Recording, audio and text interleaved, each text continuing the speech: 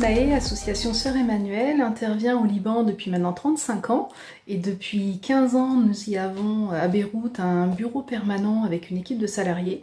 Et c'est cet ancrage local et au plus près des problématiques du pays qui nous a permis d'acquérir une connaissance et une expertise approfondie des enjeux et des problématiques liées à l'éducation et à la protection des enfants vulnérables au Liban, et en particulier une connaissance sur la situation des enfants vivant dans les camps de réfugiés. Et d'autre part, cet ancrage local nous a permis de nouer des relations très fortes avec les associations locales et des institutions du pays. Et plus récemment, nous avons étendu notre domaine d'intervention sur les grands ados et les jeunes adultes vers la voie de la mobilisation, la prise de parole, la participation et de l'insertion socio-professionnelle de ces jeunes.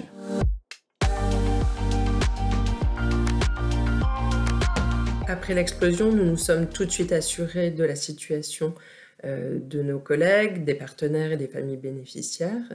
Notre présence sur place nous a permis d'être très réactifs et rapidement nos collègues ont été sur le terrain à la rencontre des victimes, des organisations locales pour identifier les besoins.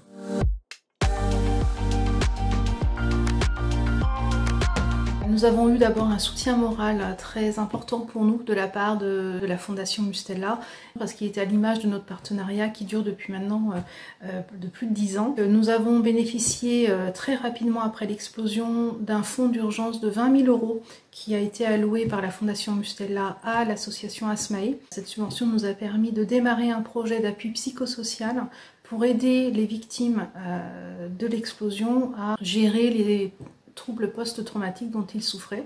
Et donc ce projet consiste à accompagner 200 familles, donc des parents, des enfants, des adolescents, sur une durée de 3 mois pour leur faire bénéficier d'accompagnement avec des psychologues, des travailleurs sociaux, dans le cadre à la fois de séances individuelles, collectives, des séances de yoga, des séances d'art-thérapie pour aider les parents et pour aider les enfants à parler et à délier les langues.